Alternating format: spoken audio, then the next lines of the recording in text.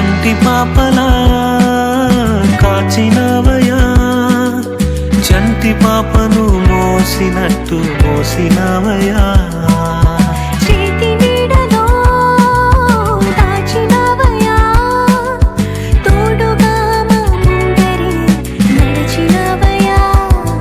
పోషించినవయా, బలపరచినవయా, భయము వలదని ధైర్యమునిచ్చినవయా.